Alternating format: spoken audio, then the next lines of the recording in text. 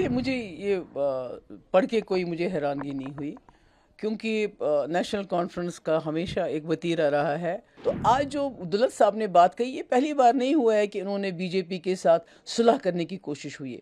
इससे पहले रविंद्र रैना ने स्टेटमेंट दिया, वो भी बहुत करीबी थे। जब जब भी नेशनल कॉन्फ्रेंस को जो रोल मिला है कि जब भी यहाँ ज़्यादतियाँ हुई हैं जम्मू कश्मीर के साथ, तो उन ज़्यादतियों को नॉर्मलाइज किए हैं नेशनल कॉन्फ्रेंस ने। और आज भी जो दुलत साहब ये इस राज का फाश कर रहे हैं, इस राज को बाहर ला रहे हैं, वो किसी गलत नीयत से नहीं ला रहे हैं। वो फारूक साहब की मदद करना चाहते हैं। वो दिल्ली वालों को एक पैगाम देना चाहते हैं कि फारूक अब्दुल्ला आपके साथ किसी हद तक के लिए जाने के लिए तैयार है। कितने हमारे मदरसे उनको तोड़ दिया गया, कितनी मस्जिदें तोड़ी जा रही हैं, कितनों पे और हमला हो रहा है, और कुछ भी नहीं है। आप शिकायत कर लो, कोई वकील कोई दखल नहीं है, बुलडोज़र पहुंच जाता है, वो उड़ा दिया जाता है। मैं कहती हूँ कि प्राइम मिनिस्टर साहब को इसमें इंटरवीन करना चाहिए। देखिए मुझे ये पढ़ के कोई मुझे हैरानगी नहीं हुई, क्योंकि नेशनल कॉन्फ्रेंस का हमेशा एक वतीरा रहा है कि ये पावर के लिए किसी हद तक भी जा सकते हैं। और 1947 से ये हुआ है कि अगर आप देखेंगे, मरहूम शेख साहब से लेके कभी हिंदुस्तान के साथ जाना है, कुर्सी मिली तो ठीक है, नहीं मिली तो फिर रायशुमारी करानी है।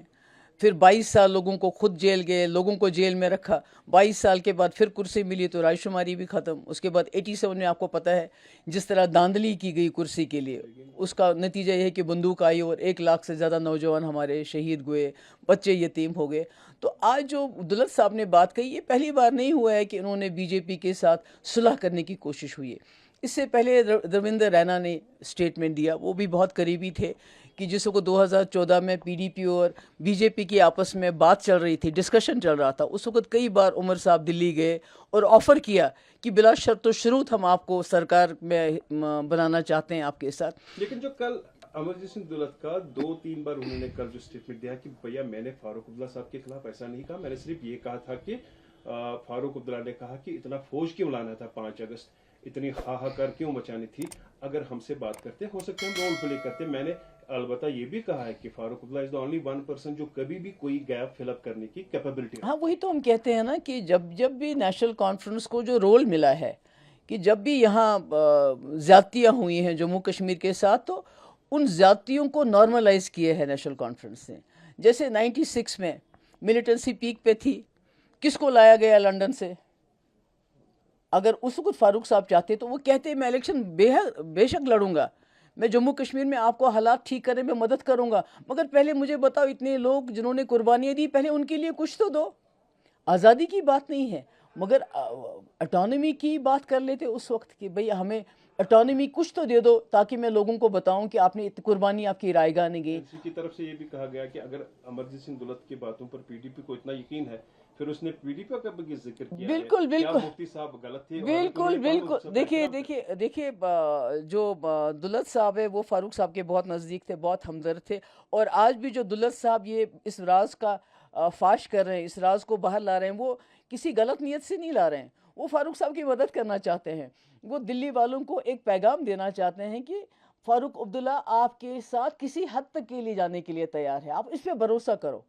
तो अब बदकिस्मती से अगर दिल्ली में जो लोग हैं वो भरोसा नहीं करते हैं, शायद इसलिए नहीं करते हैं, उन्होंने नेशनल कॉन्फ्रेंस का कैरेक्टर देख लिया है, इनकी क्रेडिबिलिटी नहीं है। ये कहते हैं ये जब उनको ज़रूरत पड़ती है तो कश्मीरियों को धोखा देते हैं, जब ज़रूरत पड़ती है तो दिल्ली वालों को धोखा देते हैं। जहाँ तक दुलत साहब की, मुफ्ती साहब की क्रिटिसिज्म मैं मानती हूँ, बिल्कुल। वो जो है दुलत साहब तो मुफ्ती साहब के ऊपर ज़ाती हमले भी करते हैं, मुफ्ती साहब की ज़ात के बारे में भी बहुत अनाप शनाप बोलते रहते हैं।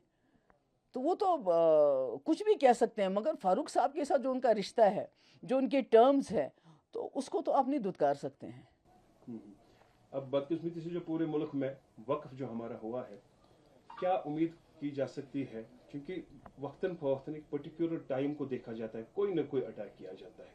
अब ये लास्ट शायद हथकंडा बचा था अमेंडमेंट की सूरत। देखिए, ये अमेंडमेंट होने के साथ साथ आपको अंदाज़ा नहीं है कि कितनी जगहों पे जो हमारे लोगों के जो मायते हैं उनको रोका जाता है, कहते हैं ये कब्रिस्तान इसमें नहीं आप दफन कर सकते। कितने हमारे मदरसे उनको तोड़ दिया गया, कितनी मस्जिदें तोड़ी जा रही हैं, कितनों पे और हमला हो रहा है, और कुछ भी नहीं है। आप शिकायत कर लो, कोई वकील कोई दखल नहीं है, बुलडोज़र पहुंच जाता है, वो उड़ा दिया जाता है। तो ये तो मैं कहती हूँ कि प्राइम मिनिस्टर साहब को इसमें انٹروین کرنا چاہیے. میں نے پہلے بھی کہا جو مسلمان ہیں انہوں نے اس ملک کو جوڑے رکھا ہے. جب کسی میں گانٹھ ڈالتے مسلمان گانٹھ ہے اس ملک کی. اگر یہ گانٹھ کھل گئی تو مسلمان تو ختم ہو ہی جائیں گے مگر پورا ملک تتر بتر ہو جائے گا. تو یہ جو وقف ہے یہ کوئی معمولی چیز نہیں ہے, یہ روز کا جھگڑا ہے, روز کا فساد ہے. اور مسلمانوں کا اگر آپ نے مدد کرنی ہے تو میں نے پہلے بھی کہا کہ یہ جو وقف ہے اس کو بجائے اپنے پاس لینے کے اس میں کوئی مانیٹرنگ کمیٹی بناتے جو یہ وقف کی جو پراپرٹی ہے اس کو مسلمانوں کی ایجوکیشن کے لیے استعمال کرے, ہسپتال بنائیں, کالجز بنائیں تاکہ مسلمان اسے ترقی کریں. ان کالجز میں بے شک پھر باقی مذہبوں کے لوگ بھی پڑھیں. اس کی ہیئرنگ تھی تو کچھ توقعات. دیکھیے میں نے پہلے بھی یہ کہا کہ جس طرح سپریم کورٹ نے کئی کیسز میں, جیسے آپ کو یاد ہے جب بابری مسجد کا کیس آیا تو ثبوت تو کچھ بھی نہیں تھے ان کے پاس کہ وہاں کبھی مندر تھا. اسی طرح دوسرے افضل گرو کیس میں بھی اس وقت کے سپریم کورٹ ججز نے کہا کہ اس میں زیادہ نہیں تھا ثبوت وغیرہ. انہوں نے کہا to satisfy the collective conscience of the country, کہ یعنی عام لوگوں کے جذبات کو نظر میں رکھتے ہوئے ہم یہ فیصلہ دے رہے ہیں. تو آج میں امید کرتی ہوں کہ جو سپریم کورٹ کے جو لوگ ہیں, جو ججز ہیں, وہ مسلمانوں کے جذبات کو نظر میں رکھتے ہوئے, مسلمانوں کے حقوق کو, کانسٹیٹیوشن کو دھیان میں رکھتے ہوئے اس کا فیصلہ دیں گے. اب اس امینڈمنٹ سے ہوگا کیا؟ قبروں کی کھدائی زیادہ ہوگی؟ مجھے تو ڈر لگتا ہے کہ یہ ایک وقت آئے گا تو جیسے ان کا وہ جو ساکشی مہاراج ہے, کیا اس کا نام ہے, اس کا میں سٹیٹمنٹ پڑھ رہی تھی کئی سال پرانے. اس نے کہا 20 کروڑ مسلمان ہیں تو اتنی زمین ہم کہاں سے لائیں گے جہاں یہ اپنے مردوں کو دفن کریں گے, ان کو مردوں کو جلا دینا چاہیے. تو آپ خود ہی آپ اندازہ لگا سکتے ہیں کہ یہ کیا کہنا چاہتے ہیں. جسٹس کارڈیو ایک ویژنری انسان ہے. ان کا 2 دن پہلے اردو روزنامہ میں دلی میں ایک بیان آیا تھا کہ مسلمانوں کو اس وقت پروٹیسٹس نہیں کرنی چاہیے, یہ ان کے اگینسٹ ہی ہو جائیں گے اور فائدہ بی جے پی کو ملے گا آنے والے ٹائم میں, اس چیز کو بہار میں کیش کریں گے. نہیں دیکھیں, میرا یہ ماننا ہے, میں نے مسلمانوں سے اپیل بھی کی کہ آپ اگر پروٹیسٹ کرتے ہیں اس کو پیسفل اور کانسٹیٹیوشنل طریقے سے کر لیجئے, اور اس کا بھی خیال رکھیے کہ آپ کے اندر لوگ گھسائے جائیں گے جو آپ کی سچویشن کا غلط فائدہ اٹھا کے تشدد کریں گے, پتھر ماریں گے, کسی کا قتل کریں گے اور آپ کے سر بات آ جائے گی. اور اس سے جو لوگ ہمارے ساتھ کھڑے ہیں, چاہے ممتا بنرجی ہے, چاہے کانگریس ہے, چاہے اسٹالن ہے, تو ان کی پوزیشن کمزور ہو جاتی ہے. تو مجھے لگتا ہے کہ مسلمانوں کو بہت ہی زیادہ اس میں احتیاط سے کام لینا چاہیے. جہاں پروٹیسٹ کرنے کی ضرورت ہے, مجھے لگتا ہے ویسٹ بنگال میں ضرورت نہیں ہے, وہاں آلریڈی ممتا جی نے کہا کہ ہم اس کو اپلائی نہیں کریں گے. تو جہاں ان کو لگتا ہے کہ پروٹیسٹ کرنے کی ضرورت ہے, بڑا پرامن طریقے سے اور ہوشیاری سے پروٹیسٹ کریں. میں نے last as a Muslim state, ہمارے یہاں اسٹیٹ ہی نکلا, حالانکہ یوٹی اس کو بنایا گیا ہے, جموں کشمیر کے چیف منسٹر کا ابھی تک کوئی رول نہیں رہا. بہت افسوس کی بات ہے کہ میں نے پہلے بھی کہا کہ ہمیں بڑی امیدیں تھے کہ فاروق صاحب بڑے قداور لیڈر ہیں, یہ نہیں صرف جموں کشمیری بلکہ پورے مسلمان کو, ہندوستان کے مسلمانوں کے لیے کھڑے ہو جائیں گے, اور ہم بھی ساتھ میں کھڑے ہو جاتے. مگر جس طرح ٹیولپ گارڈن میں جا کے انہوں نے استقبال کیا اس منسٹر کا جس نے یہ بل لایا, تو اس سے مجھے لگتا ہے ہمارے تو نہیں, ہمارے تو ہیں ہی ہیں, بلکہ پورے جو مسلمان قوم ہے ملک میں ان کے دل ٹوٹ گئے ہوں گے. کی بات چونکہ آپ نے اپنے اسپیچ میں ایک اہم بات چھیڑی ہے, آپ نے پاکستان سے اپیل کی ہے وہاں اپنے ہندوز کے ساتھ پراپر پازیٹیو ٹریٹمنٹ کرے. کیا ملیٹنسی کے بڑھنے کے خدشات ہے اس امینڈمنٹ کی بل کی, کیونکہ یہ لوگوں کی سینٹیمنٹس کا مسئلہ ہے, not Jammu Kashmir across the country.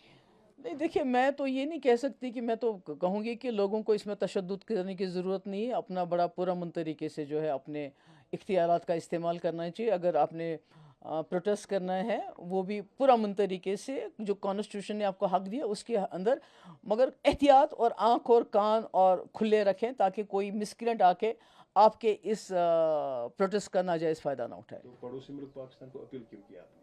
کچھ خدشات آپ کو لگتے ہیں؟